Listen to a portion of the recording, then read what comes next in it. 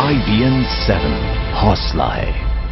हम ये बिल्कुल नहीं चाहते कि बाद में ये आरोप लगे कि मीडिया इसे अलग तरह से पेश कर रहा है या फिर तोड़ मरोड़ कर पेश कर रहा है, इसलिए हम जहां जो बयान दे रहा है उसको वैसे के वैसे आपके सामने रख रहे हैं। कांग्रेस का कहना है कि साध्वी निरंजन ज्योति को माफी मांगनी चाहिए, लेकिन खुद साध्वी क्या कहना चाहती हैं, हमने उनसे बात की है। चुनावी सभा में उन्होंने अपशब्द कहे।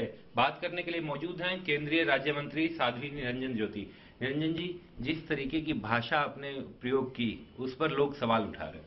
देखिए, एक बात मैं आपसे आग्रह करना चाहती हूँ, सवाल उठाने वालों को बुरा क्यों लग रहा है भाई?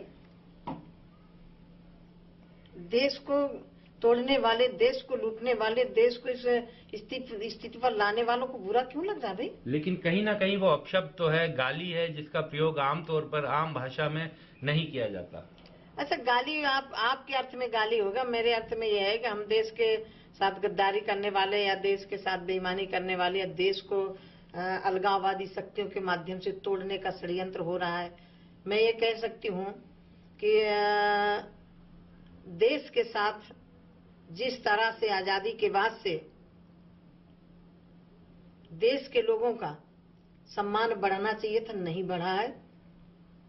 चाहे गरीबों का हो, चाहे किसानों का हो, और चाहे देश की सीमाओं के साथ है। देश की साथ सीमाओं के साथ खिलवाड़ करने वालों से समझौता करके चुनाव लड़ना क्या यह देश के लिए हित है? और फिर मैंने किसी का नाम नहीं लिया, क्यों बुरा लग रहा है भाई? क्यों बुरा लग रहा है? आपने एक और बात कही जिसमें आपने कहा कि जिस इस देश में चाहे हिंदू हो या मुसलमान हो या बाकी जो भी धर्म है, वो सभी राम की संतान है। हर एक का अपने को मानने वाले, उनके इष्ट को मानने वाले इष्ट को माने। हमारे यहाँ भी हिंदू धर्म में कई मेर की पूजा पद्धति होती है। कोई राम को मानता है, कोई कृष्ण को मानता है, कोई नहीं मानता। और समाज भी है, अनेक प्रकार के लोग हैं।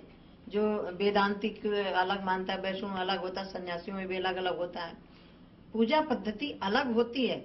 लेकिन मैं तो ये कह सकती हूँ कि जब भारत मेरा गुलाम हुआ था, मुट्ठी भर लोग आए थे और चले गए थे। यहाँ कन्वर्ट किए गए हैं, सच्चे अर्थों में कन्वर्ट किए गए हैं। आज मेरे फतेहपुर क्षेत्र में जाकर के देखिए, दसियों गांव ऐसे हैं जो पूर्व में वो हिंदू थे, तो आज वो किसी पूजा पद्धति को मानते हैं। उनकी पूजा पद्धति को मैं सम्मान करती हूँ, मैं अपमान नहीं करती हूँ। लेकिन कहीं ना कहीं जड़ों में तो आज विदेश में कोई यहाँ का मुसलमान जाएगा तो क्या बोला जाएगा? हिंदुस्तानी बोला जाएगा। लेकिन कहीं ना कहीं उनकी धार्मिक भावनाओं को तो ठेस पहुंचती है जब आप इस तरीके की बात करते हैं कि इस देश में रहने वाला हर आदमी राम की संतान है या हर आदमी हिंदू है। भले ही हम संस्कृति का इसमें आप उदाहरण दें। नहीं, ठेस नहीं लगनी चाहिए। यदि बाहर जाएगा, सऊदी अरब जाएगा या कहीं मक्का मदीना जाएगा तो क्या बोला जाता है? हिंदुस्तानी बोला जाता है ना। क्या बोला जाता है? आप पूछ लीजिए गुनी से। मैं तो किसी के धर्म को ठेस में तो सम्मान करती हूँ। मैं तो गिरजाघर में जो आरती होती है, कभी कभी मुझे वहां भी जाने का अवसर मिलता है। मैं तो एक नूर है सब जो तो सारे जग में नूर एक है, सच तो ये है इस दुनिया का हाकिम और हुजूर एक है। एक ज्योत है सब दीपों में, एक ही है सब में। पूजा पद्धति अलग हो सकती, मैं तो वेदांती हूँ। मैं किसी के धर्म को अपमानित क्यों करूंगी भाई? साध्वी जी, एक और बात, नरेंद्र मोदी लगातार कहते रहे अपने चुनाव में सबका साथ सबका विकास। ये नारा ऐसा था जो लोगों को भाया।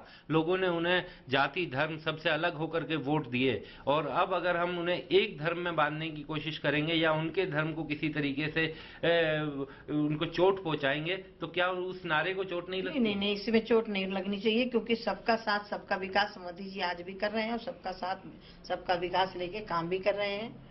मैं ये कह सकती हूँ कि मेरी आस्था राम पर है, तो राम की बात मैं करूंगी।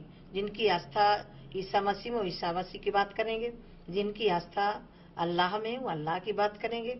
पूजा पद्धति अलग हो सकती है, लेकिन हिंदुस्तानी हम सब हैं और हिंदुस्तान में रहने वाला प्रत्येक नागरिक हिंदुस्तानी है। और यदि वो अपने को हिंदुस्तानी नहीं मानता है तो फिर कहीं ना कहीं उसके मन में खोट बैठी है। रहते हिंदुस्तान में है, लेकिन उनकी मानसिकता हिंदुस्तानी नहीं है।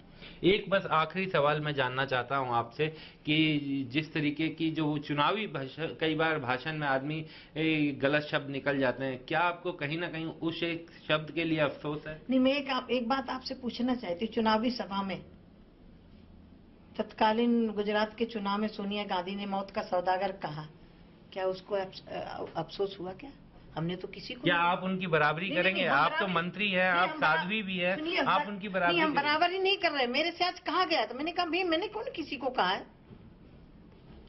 यदि किसी को बुरा लग रहा तो फिर चोर की दाढ़ी में तिनका।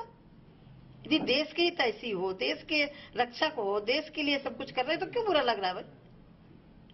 और लोग कह रहे हैं कि भारतीय जनता पार्टी के पास मुद्दे नहीं। हम मुद्दों से चुनाव नहीं लड़ते हैं, हम विकास के नाम से चुनाव लड़ते हैं। विकास कर भी रहे हैं, 6 महीने में जनता के बीच में दिखाई भी पड़ रहा है।